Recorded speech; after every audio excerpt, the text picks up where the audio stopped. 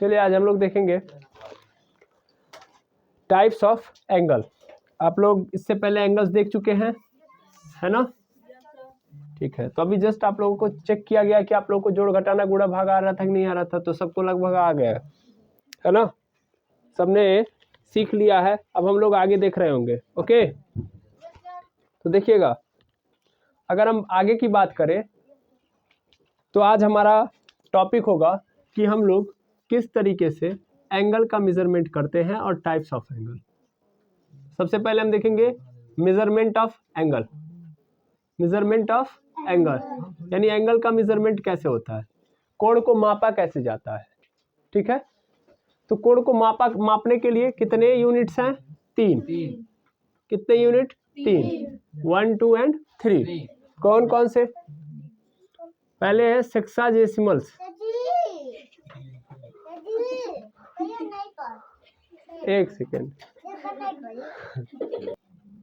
सबसे पहले हम लोग देखेंगे सेक्साजेसिमल।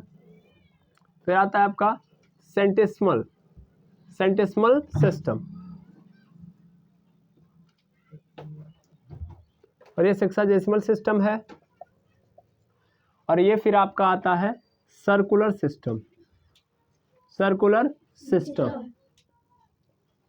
ठीक है, सेक्साजेसिमल सिस्टम को एक और नाम दिया गया है डिग्री। क्या नाम दिया गया है? Degree system. हम लोग ज्यादातर लोग यही लोग जानते हैं डिग्री में नापा जाता है कोण को, है ना? सेंटेसिमल सिस्टम जो होता है वो उसको हम लोग बोलते हैं ग्रेड सिस्टम। क्या बोलते हैं? Grade system. और ये सर्कुलर का जो नाम है सही वाला तो रेडियन सिस्टम है। कौन सा है? रेडियन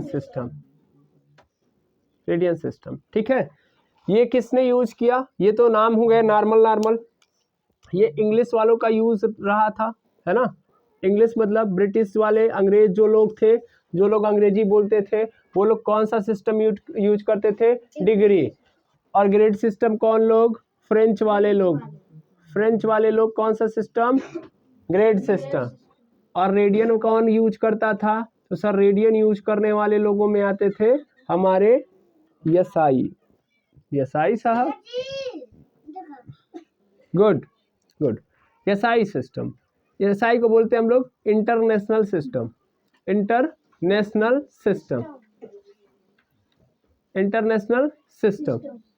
सर इंटरनेशनल सिस्टम को समझाइए, लेकिन उससे पहले मैं ये पहले बता दिया कि 3 तरीके से नापेंगे हम लोग।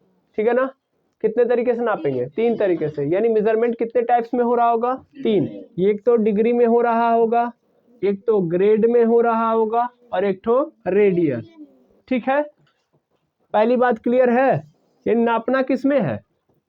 3 तरीके से। डिग्री में नापेंगे, ग्रेड में नापेंगे और रेडियन में। ठीक है, लेकिन हम लोग ग्रेड का कम यूज करते हैं। हम लोग कौन सा यूज करेंगे? एक तो डिग्री को और एक तो रेडियन। मतलब नापने के लिए हमारे पास 3 पैमाने हैं। जैसे हमको टेम्परेचर मेजर करना है तो टेम्परेचर को मेजर करने के लिए कितने यूनिट्स है? 4। कितने यूनिट्स है? 4। केल्विन है ना? सेल्सियस है, फ़ारेनहाइट है, एंड रोमर है ना? 4 पैमाने हैं। लेकिन हम लोग यूज किसका करते हैं सर? एक तो सेल्सियस का करते हैं और दूसरा फ़ारेनहाइट का। डॉक्टर फ़ारेनहाइट का यूज करते हैं। साइंटिस्ट किसका है? साइंटिस्ट केल्विन का यूज करते हैं, और नॉर्मल लोग सेल्सियस का यूज करते हैं। और रोमर पर्टिकुलर जगहों पे यूज होता है। समझ पा रहे हैं ना? जैसे कि हम लोग लंबाई नापते हैं, नॉर्मल समझ लीजिए, लंबाई नापते हैं तो कई जगह मीटर में नापा जाता है। बड़ी दूरी नापना हो तो किलोमीटर में नापा जाता है। दर्जी लोग सेंटीमीटर में नाप रहे होते हैं। समझ पा रहे हैं ना? तो सबका नापने का तरीका क्या होता है? अलग अलग। वैसे ही कोण को नापने के लिए तरीके कितने होते हैं बहनी? कितने तरीके होते हैं? 3। कौन कौन से? पहला डिग्री, दूसरा ग्रेड, तीसरा रेडियन। क्लियर? अभी हम लोग देखेंगे डिग्री वाले कौन माप रहे होते हैं? इंग्लिश, यानी जो लोग अंग्रेजी बोल रहे होते हैं वो लोग किस में नापते हैं? डिग्री में। जो लोग फ्रेंच बोल रहे होते हैं वो किस में नापते थे? ग्रेड में। और जो इंटरनेशनल सिस्टम सर क्या है? इंटरनेशनल सिस्टम जो सभी देशों के लिए है, सभी देशों के लिए। It is valid for all countries. ऐसा यूनिट बनाया गया जो सभी देश माने। जैसे भारत के अंदर क्या चलता है? रुपया। भारत के अंदर क्या चलता है? रुपया। और अमेरिका के अंदर क्या चलता है? डॉलर। चाइना के अंदर क्या चलता है? चाइना के अंदर चीनी डॉलर चलता है, उनका अलग होता है। येन भी होता है, सही है, उनके अंदर दोनों ही होता है। अच्छा नहीं, येन जापान का होता है, नहीं येन भी चलता है, येन भी चाइना में चलता है। हाँ हाँ, और एक और सुनेंगे और एक और समझेंगे, एक और आप आगे देखेंगे, बांग्लादेश के अंदर टका चलता है ना। तो सबके अंदर अलग अलग रुपया चलता है। अब मान लीजिए बांग्लादेश वाले अगर इंडिया के अंदर आएंगे तो क्या लेके आएंगे? टका लेके आएंगे। इंडिया में तो रुपया चलता है, तो गड़बड़ा जाएगा ना, है ना। तो सभी लोगों ने मिलकर क्या किया कि जब देखा हर देश की अलग अलग मुद्राएं हैं, अलग अलग करेंसी है, तो इसीलिए एक हम लोगों की संस्था बनी हुई है जो इस पूरे भेदभाव को खत्म करने के लिए काम करती है। उसका नाम है एसआई, जो 1971 में बनी थी। ठीक है ना। इसका काम ही क्या है? इसका काम ही यही है कि इस भेदभाव को खत्म किया जाए, सबके लिए एक चीज लाया जाए। तो इन्होंने सबकी जगहों पे क्या रखा हुआ है? डॉलर। इन्होंने कहा हुआ है कि आप किसी भी देश में जाइए, क्या रखिए अपने पास? डॉलर। क्या रखिए आप? डॉलर। डॉलर लेके जाएंगे तो हर देश में चलेगा, समझ में आ रहा है ना। टका लेके जाएंगे तो कुछ ही देशों में चलेगा, ओके, फिर कन्वर्ट कराना पड़ेगा। लेकिन आप डॉलर लेके जाएंगे तो हर जगह पे वहां पे एक्सचेंजेशन का काम होगा। और एक देश जब दूसरे देश से व्यापार करता है तो किस में करता है? डॉलर से। यानी एक देश दूसरे देश से व्यापार किस किस क्या देगा? डॉलर से। उससे लेना देना नहीं है कि उसके वहां क्या चलता है, उसके वहां क्या चलता है उससे लेना देना नहीं है। वो किस में लेके चलेगा? डॉलर में। समझ आई बात? तो वही चीज है, हर देश किस में डील कर रहा होगा? डॉलर में। तो वो किसने बनाया हुआ? इंटरनेशनल सिस्टम ने। इंटरनेशनल सिस्टम क्या करने के लिए आया है? इन भेदभाव को खत्म करने के लिए आया है। कि देखिए, अब अंग्रेज लोग डिग्री यूज करते थे, फ्रेंच लोग ग्रेड यूज करते थे, तो इंटरनेशनल ने क्या बोला? रेडियन यूज करिए, सभी के सभी लोग।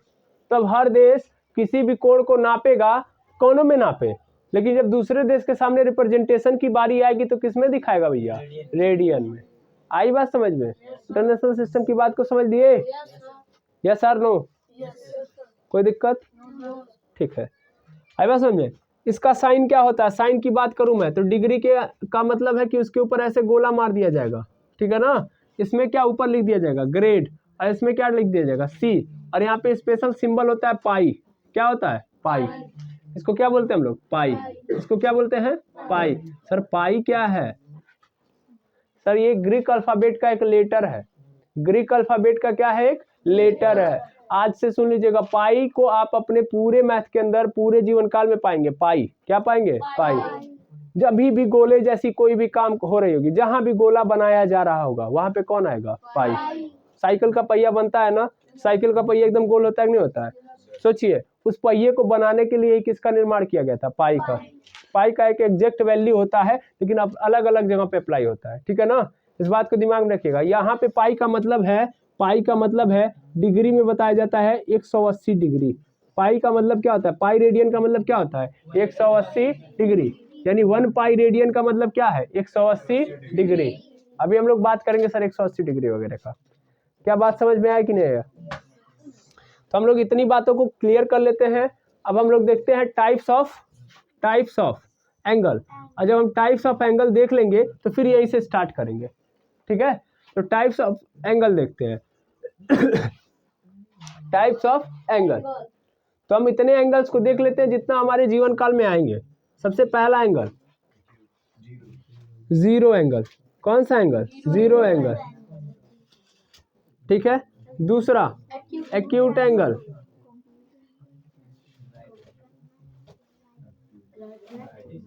फिर राइट एंगल,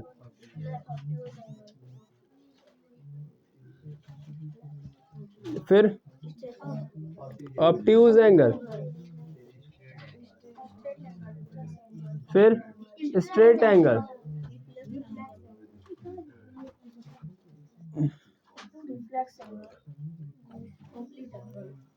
रिफ्लेक्स एंगल,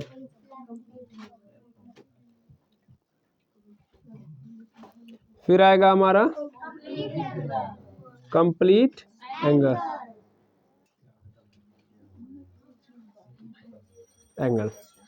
ये तो आपको 8 दिखाई, सॉरी 7 एंगल आपको ऐसे नॉर्मल दिखाई देंगे। ये सब नॉर्मल एंगल हैं, ठीक है। बाकी भी मैं कुछ एंगल ऐड कर रहा हूं ताकि वो भी मैं पढ़ाऊंगा, ठीक है ना।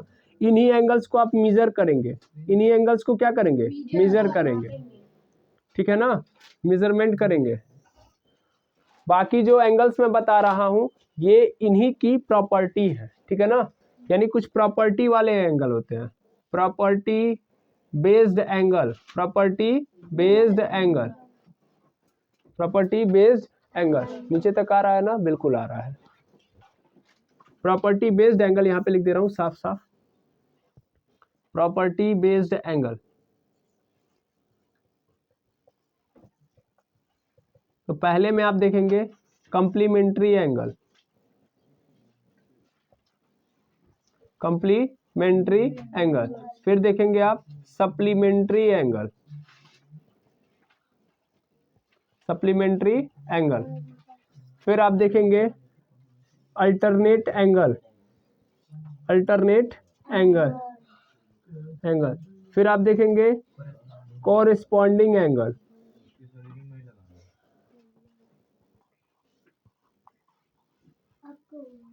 और फिर हम देखेंगे 5वें नंबर पे उसका नाम आएगा वर्टिकली अपोजिट एंगल।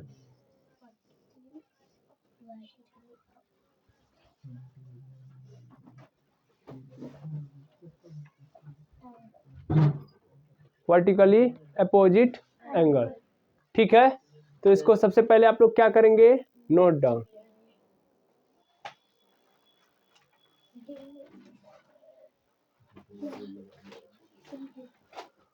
नोट करिए।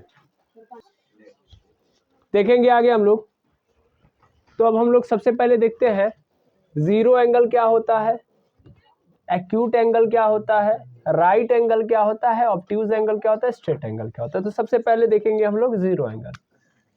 मैं पहले ही बता चुका हूं जीरो एंगल के बारे में, एक बार और समझिएगा कि मान लीजिए एक लाइन है और इस लाइन के टर्मिनेटिंग पॉइंट से एक दूसरी लाइन है जो इसी पे स्थित है। दैट मीन्स इस लाइन के रिस्पेक्ट में इस वाली लाइन ने कोई भी रिवॉल्यूशन नहीं शो किया है। पहला चीज समझो ध्यान से, एक लाइन है ऐसे और इस लाइन के ऊपर एक दूसरी वाली लाइन जो है वैसे ही है, वो थोड़ा सा भी घूमी उमी नहीं है, चुपचाप बैठी हुई है। तो उस दौरान जो एंगल क्रिएशन होगा, यानी जब रिवॉल्यूशन ही नहीं है, घुमाव ही नहीं आया, तो इस कंडीशन में एंगल क्या होगा, जीरो। पहली बात। दूसरी बात, क्या अगर हम लोग इंक्लाइनेशन यानी झुकाव की बात करें तो क्या ये वाली लाइन और इस लाइन वाली लाइन जब एक दूसरे पे सटी हुई तो क्या इन दोनों के बीच में कोई झुकाव है, कोई झुकाव नहीं है। यानी यहाँ पे इंक्लाइनेशन भी क्या है, जीरो। तो दो कंडीशन, यदि समझेंगे, यदि इफ रिवॉल्यूशन क्या हो जाए, रिवॉल्यूशन जो हो वो कैसा हो, रिवॉल्यूशन सर जीरो से, सर रिवॉल्यूशन क्या हो जाए, जीरो, या inclination between, inclination between between between two lines क्या हो जाए, जीरो। तो जो एंगल क्रिएट होगा, तो जो एंगल आएगा वो क्या होगा, जीरो। हाँ जी, हम लोग नक्सलिया एरिया में है, मतलब नक्सली एरिया में है, तो इसलिए सब चीजें हो रही हैं, कोई दिक्कत नहीं है। एंगल क्या होगा, जीरो, ठीक है। आई थिंक क्लियर हो गया होगा। जीरो एंगल क्या होता है, तो जीरो एंगल किसे कहते हैं, जीरो एंगल उसमें जिसमें इंक्लाइनेशन क्या होगा, जीरो, और रिवॉल्यूशन क्या होगा, जीरो। आई बात समझ में, यस सर। ठीक है। आगे हम लोग देखते हैं। आगे अगर हम लोग देखेंगे, भैया बाद में लिखा जाएगा, तो हम लोग देख रहे होंगे एक्यूट एंगल। एक्यूट एंगल देखेंगे हम लोग, acute angle.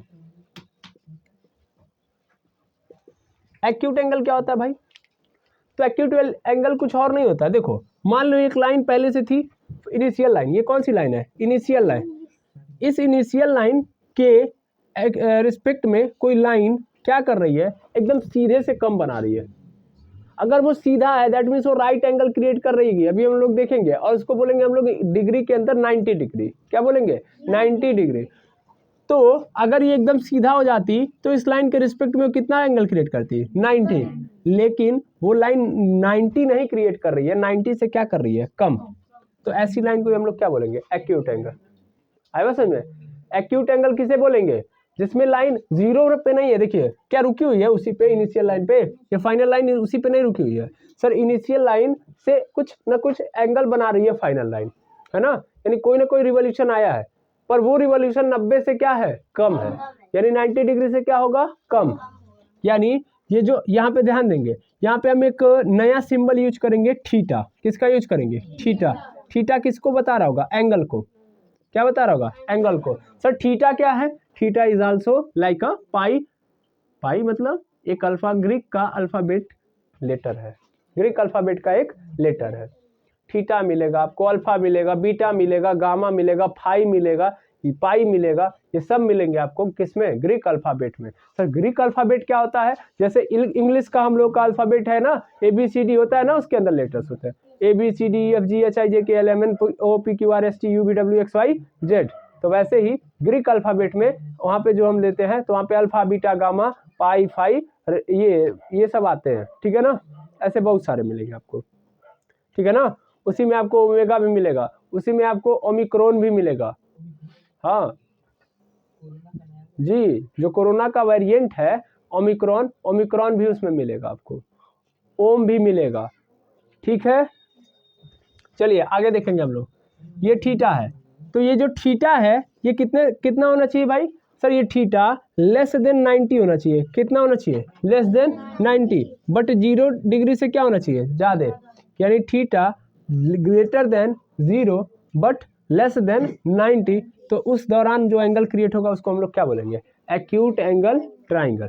Sorry, acute angle triangle की बात कहाँ से आ गई सर, लग रहा है सर नॉर्मल पानी नहीं पिए हैं, थोड़ा दिक्कत है। राइट एंगल हम लोग देखते हैं, ठीक है। राइट एंगल में अगर हम लोग बात करेंगे तो एक लाइन है, मान लेता हूँ ये लाइन है, इनिशियल लाइन, ठीक है ना। इसके रिस्पेक्ट में जो फाइनल लाइन है वो एकदम कैसे हो जाती है, सीधा सीधा परपेंडिकुलर। याद करो परपेंडिकुलर लाइन में मैं पढ़ाया हूँ इसको। तब इन दोनों के बीच में जो एंगल क्रिएट होता है, यानी यहाँ पे थीटा आएगा ना, और ये थीटा की जो वैल्यू होगी कितनी होगी, 90 डिग्री। यानी जब एंगल 90 डिग्री के बराबर हो जाए, 90 डिग्री के बराबर, तब क्या होगा, राइट एंगल।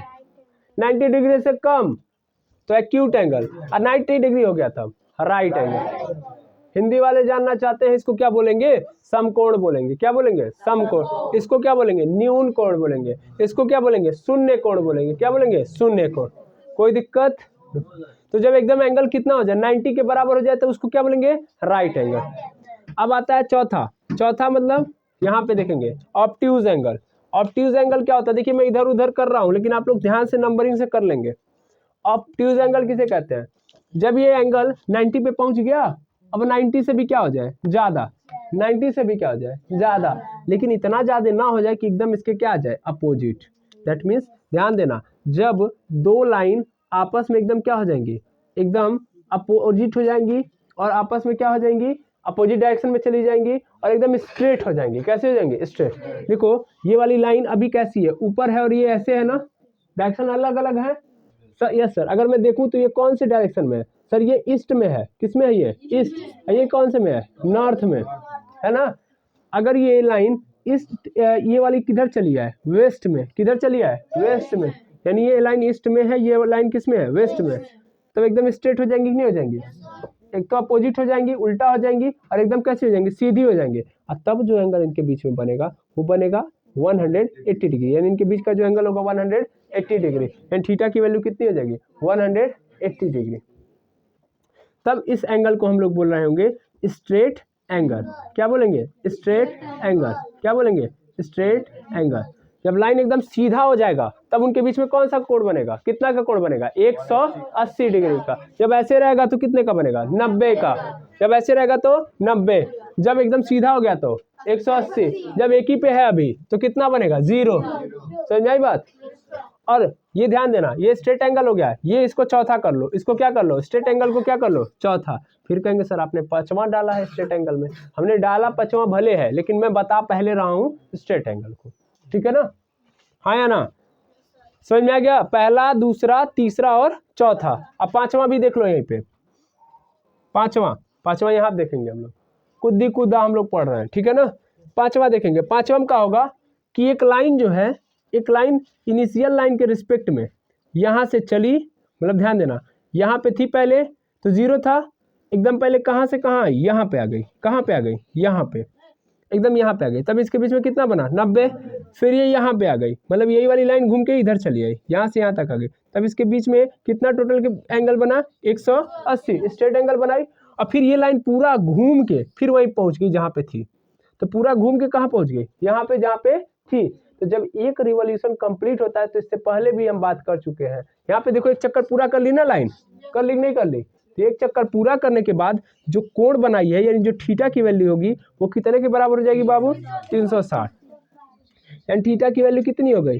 360, 360 degree, 360 degree. और अगर 360 डिग्री बनाई है, तब ये 360 डिग्री को हम लोग क्या बोलेंगे? तब हम इस एंगल को जो क्रिएट हुआ है, तब हम इसको बोलेंगे कंप्लीट एंगल, क्योंकि रिवॉल्यूशन क्या हो चुका है? कंप्लीट हो गया। तो इसीलिए हम लोग इसको क्या बोलेंगे?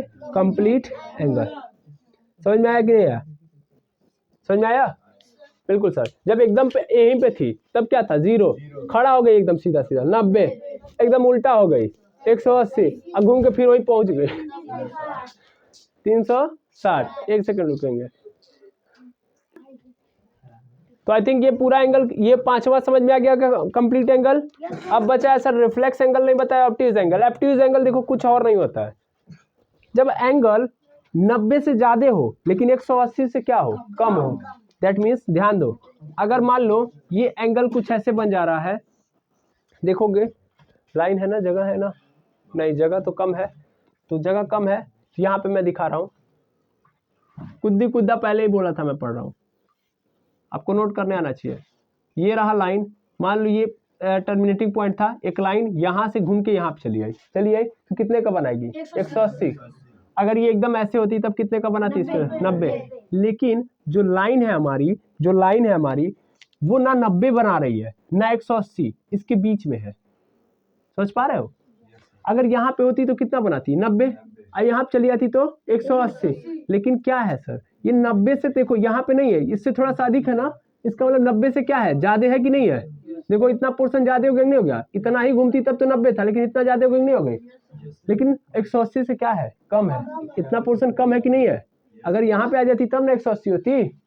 इसका मतलब अगर मेरा एंगल, यहाँ पे जो एंगल बना है वो कैसा होगा? यहाँ पे अगर जो थीटा है वो थीटा कैसा है? तो सर थीटा जो है 180 से क्या है? कम है।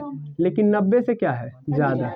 90 से क्या है? ज्यादा। तो अगर 90 से ज्यादा होगा और 180 से कम, तो उसे हम लोग बोलेंगे, क्या बोलेंगे? यहाँ पे जो थीटा है उस थीटा को हम लोग बोल रहे हैं ऑब्ट्यूज एंगल। Obtuse angle. कोई दिक्कत? क्लियर? Yes sir.